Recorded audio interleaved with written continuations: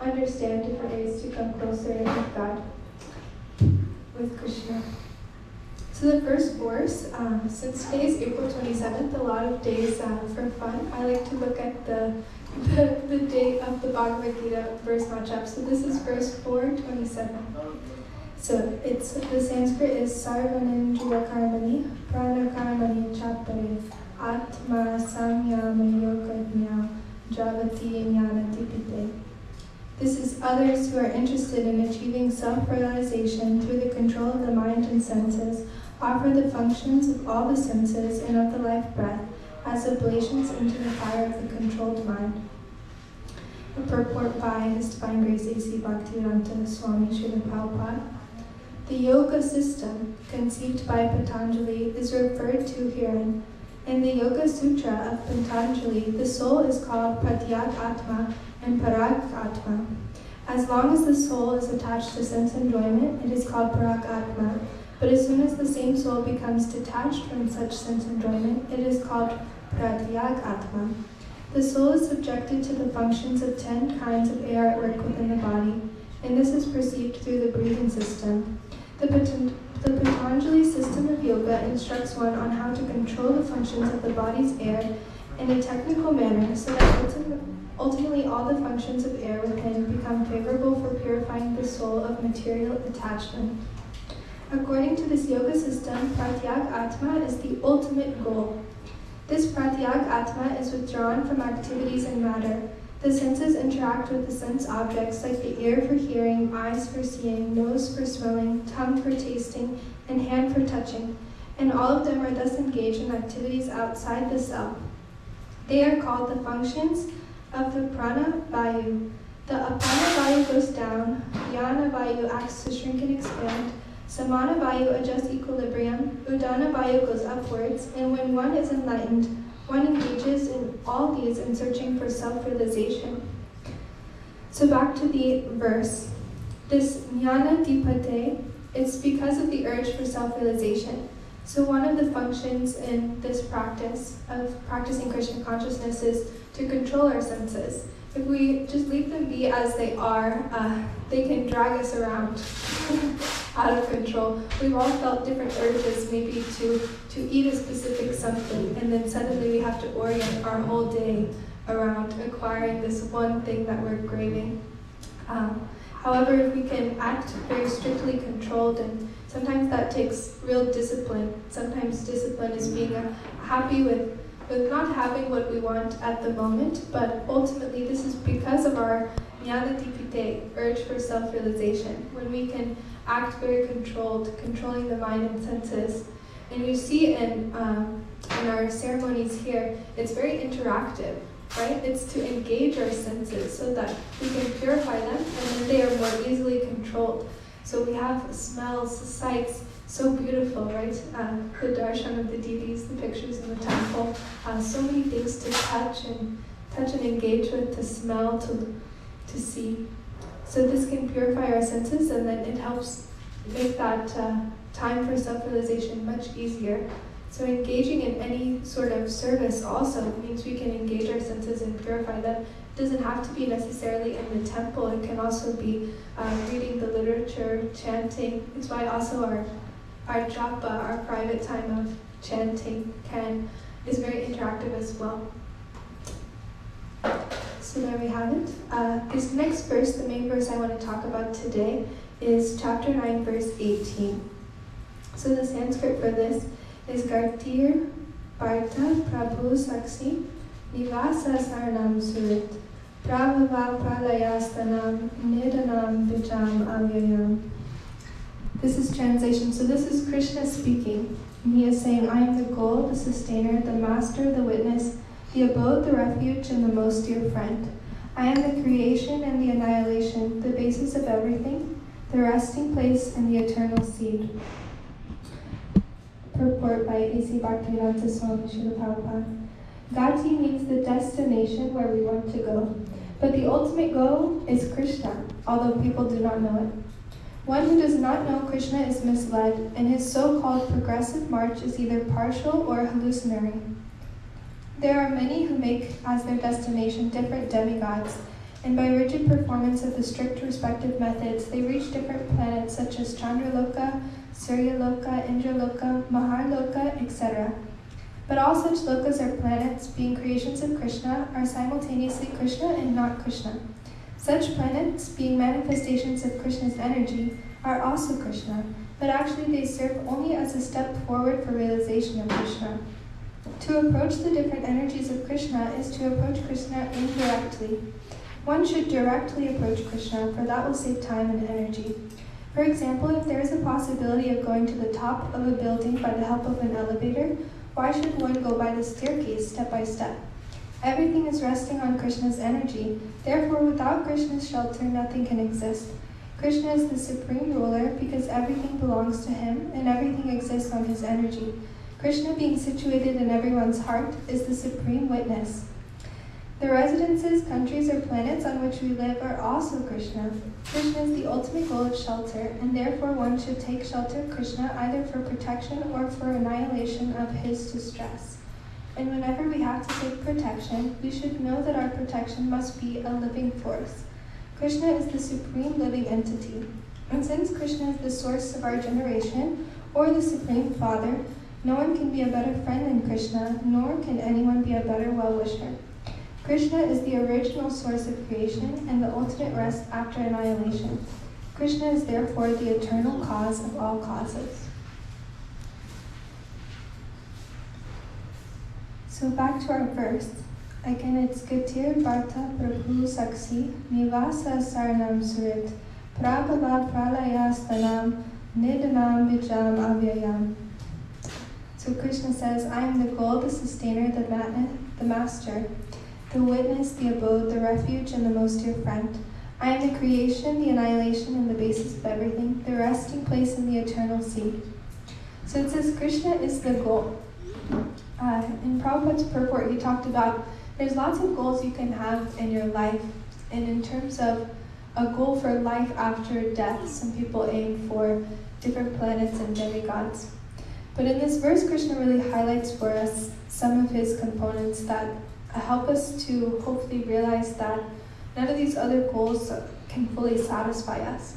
And it's because our soul unconsciously, it's very deep down, can remember this eternal loving relationship.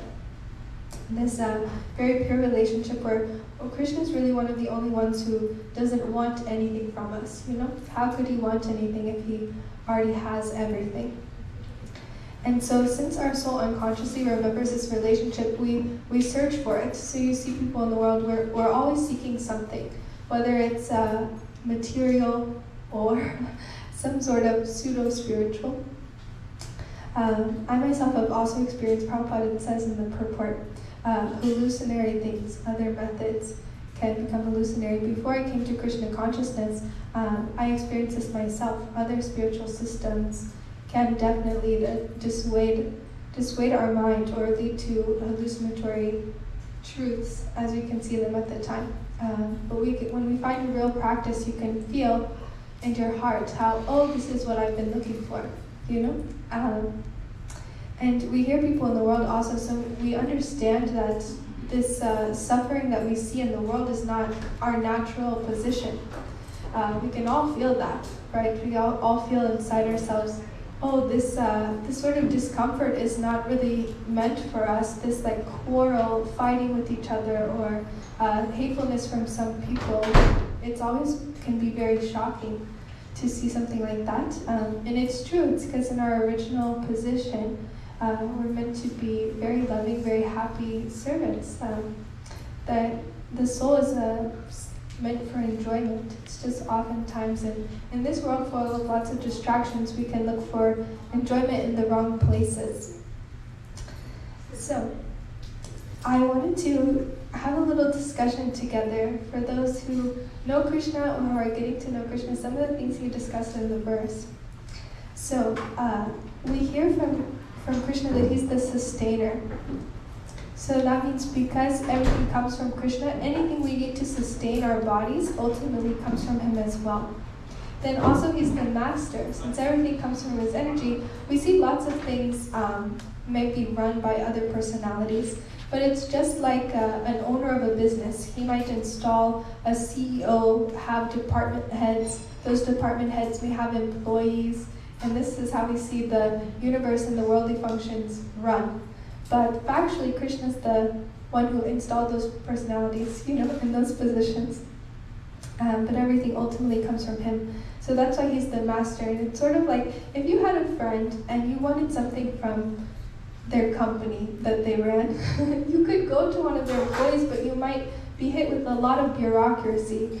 Or you could go to the owner. You could go directly to who organized everything, and then he'll be able to help you much more quickly and cut through a lot of the noise. So that's why they recommend we just approach Krishna directly, because a lot of times when we try to do things ourselves or go through the bureaucracy, we run into entanglements, or we run into delays or frustrations. Has anybody ever been frustrated before by trying to do something themselves? Yes, yeah, happens almost every day. But ultimately, when we try to recognize that Krishna is the doer, he's doing things, and we surrender to him more fully, then it's like magic. Suddenly, lots of things become easier, or at least more fun. Ultimately, in this material world, there are many frustrations. But once we can come out of it onto a transcendental and eventually spiritual platform, above these modes of nature that are always hustling and bustling us around, then we can come to a more pure state there. Then also it says in the purport that Krishna is the witness, he's in our heart, so he's one of the only ones who can really be our friend. So that is speaking about super soul in the heart. You guys have heard of super soul? So it's a fragment of Krishna that rests in our heart with us. So he's always witnessing our every interaction, our every emotion and feeling, and he knows us more deeply than anyone. Of course, how could he not know us if he's resting in our heart? So that is speaking of the witness. It's also, when we talk about our senses from the previous verse, can pull us here and there. Our soul is always witnessing this. So Krishna's there with our soul, and that's part of our original identity, is a more neutral witness. And as we develop more spiritual qualities, we can come to that place of neutrality. So the next is, he mentions he is the refuge and the resting place. So actually, very fun story. So Gopal Prabhu mentioned I help run an ashram. We had a retreat last month where we brought people to New Talavan. And now the ashram is just in the city, it's in Dallas. So this is the first time many of them had experienced a spiritual dham, and dham means like holy land, where Krishna's energy is everywhere. It's actually just an hour from here, New Talavan in Mississippi. It's a very beautiful, beautiful, serene place. And so we were staying there for the week. And so everyone was sleeping, and they were like at night, and they would come to us in the morning and say, "Oh my gosh, I've never slept so well in my life. Like, how is this possible?" And so we'd say, "Oh yeah, Krishna is the resting place." So that's spiritual energy. It's where our soul can finally relax. It's if we're constantly in anxiety and searching for something that we unconsciously remember, we're always in stress, because we're in separation from it. But if we can sleep on the dham, if we can find our rest through coming back to our resting place, then unconsciously we can also relax and go into a more restful sleep. So that's why Krishna says he is our resting place. But that's a kind of a fun, funny, practical example there. So he says he's the creation, the annihilation, the basis of everything, and the eternal seed. But what I want to focus on most today is he says he's the most dear friend. So does anyone know how is Krishna our most dear friend? Anybody have anything? I believe in you guys. I'm sure you can think of something.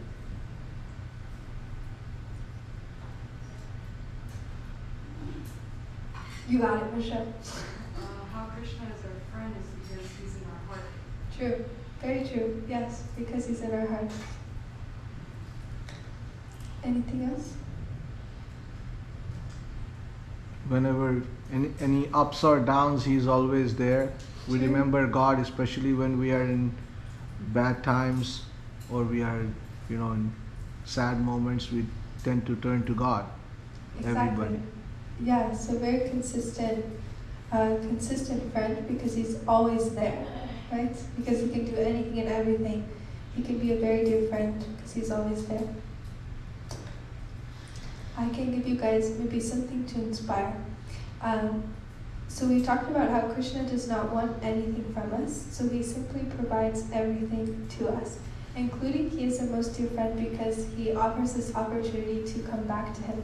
So he also offers this material world. We're all here ultimately because we wanted to enjoy without Krishna. So he's our most dear friend because even if it's maybe not exactly what he wanted, he gives it to us because we wanted to do it. It's because he's always wanting us to be happy and not expecting anything from us in return. However, he's also our most dear friend because if we want to come back to him, he gives us this opportunity. He comes down himself onto each and every planet to beautifully invite people back to love him, to perform his pastimes, and of course it's for his own pleasure as well, having fun, but then he also gives us the Bhagavad Gita, things like this. Takes time and energy to do these things, but he does it out of a love and kindness, expecting nothing back from us. Even this Bhagavad Gita, it's not just how to serve and worship him, it's how to live in the world better. It requires nothing in terms of reciprocation for him. But still then he gives us these holy days, Ekadashis, senior devotees, these beautiful temples, Tulsi Devi, so many emanations of mercy from him in order for us to just find true enjoyment and spiritual peace. It again requires nothing from us in specific, just if we want to do it, then we can engage as much as we can. So does anyone have any ideas from there how Krishna is our most dear friend?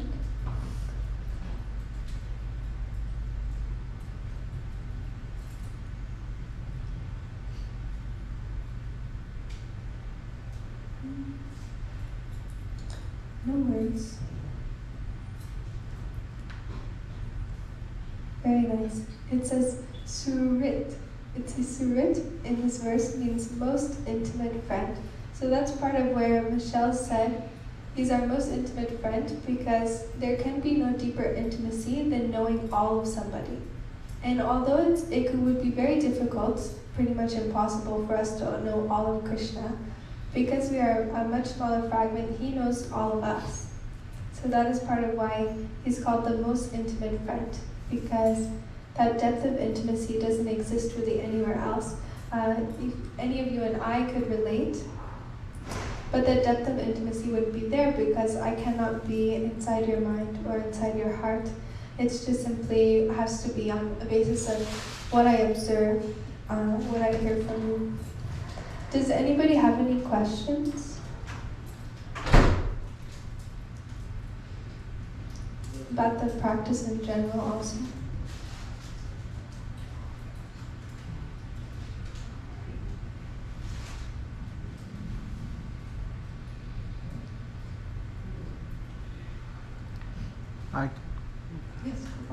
Yes, so it's a question to you personally, maybe you might have to answer.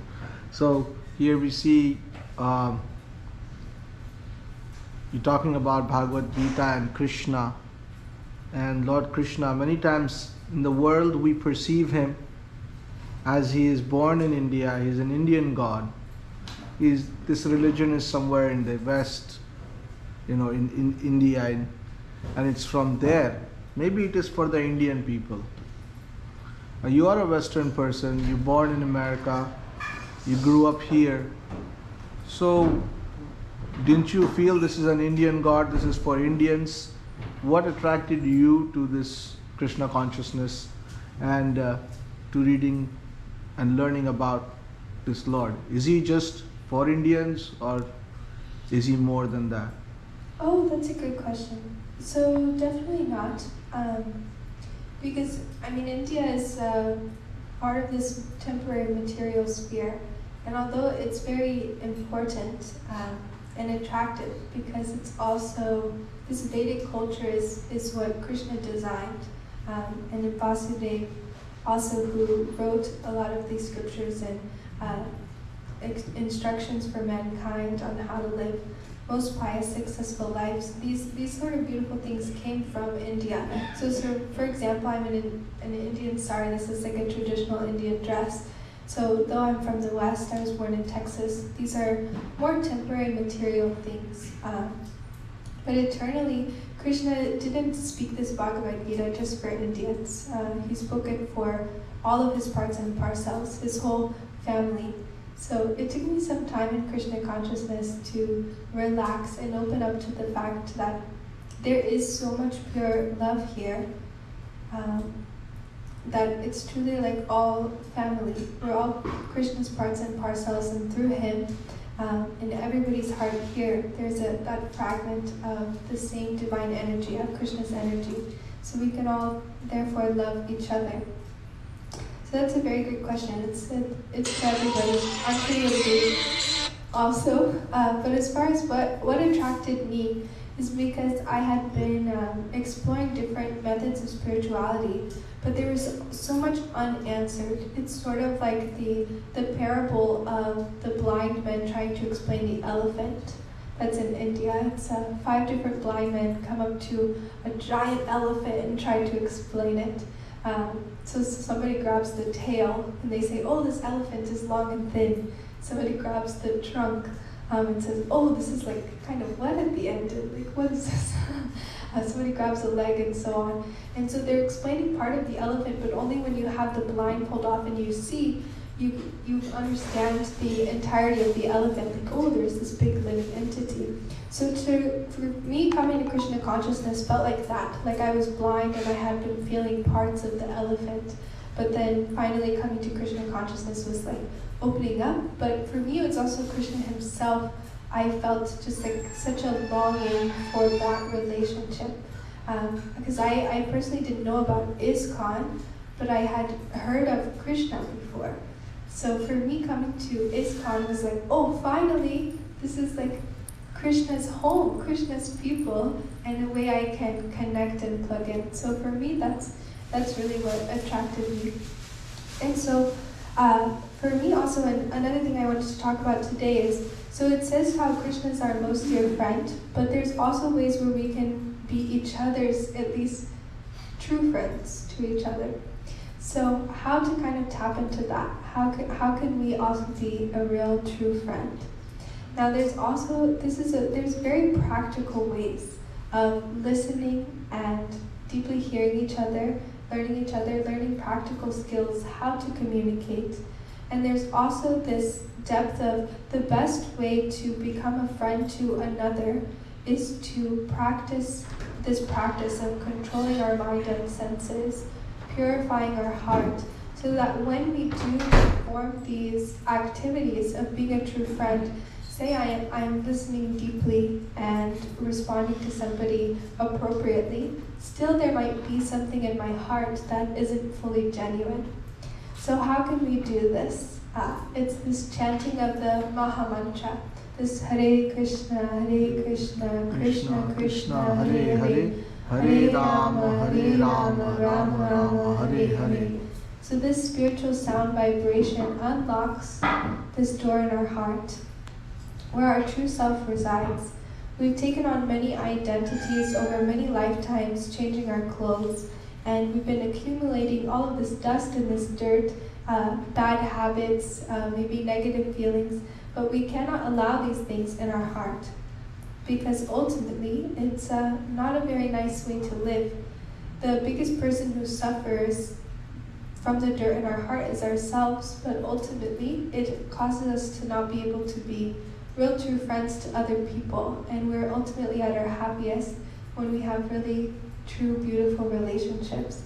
And so in order to chant this mantra and take advantage of this book and these habits, you don't have to practice all the way. You simply can do what you can do. Prabhupada, who translated these books to us from English, he always said, just add Krishna. Simply just add the mantra, just read the literature, just add Krishna to your life, and then it will be perfect. So many things we seek to help ourselves, and they can be beneficial, but a lot of them aren't eternally lasting. They don't really cause a big change of our heart or change of our soul unless it is through something very painful or shocking. Oftentimes, like a death of a loved one, an end of a relationship, or something, somebody being very mean to us can shock us into these better habits. But there's no need. Also, simply we can take advantage of this spiritual sound vibration. Even as science has explained that the power of sound is infinitely powerful on water. It can change the molecules, and it can absolutely change our heart. Prabhupada said that there is a route directly from our ear straight to our heart. So simply by hearing this mantra on YouTube, so many beautiful kirtans, very relaxing melodies too, good for our health, and many great lectures. So simply hearing and chanting this sound vibration and sharing it with others from a place of real love in our heart, not just from a place of, oh, I think this is better. That's a mind delegation, but from a true heart place of, this has helped me, I want to be a friend and share it with you, then that can cause a real change. And they say that as soon as everybody has this realization, then we're all family. Imagine what that could do to the world, you know? As soon as people realize we're all connected and we are all actually after the same thing at the end of the day, at the end of our life, in our life cycles, we'll all ultimately return back to God, then everything can be much more peaceful. Prabhupada said it would solve all the world's problems if everybody could just take to real spiritual consciousness, then it could solve all the world's problems. Now, to me, that sounds very nice. So I recommend you all chant and be happy. So, Hare Krishna. Thank you very much. Thank you, Mother Ratna Gopi, for a wonderful class. Thank you. Now I'll request everybody, if you can come to the dining hall, just exit from here, make a right. Right next to the sink, there is an entrance to go in the dining hall.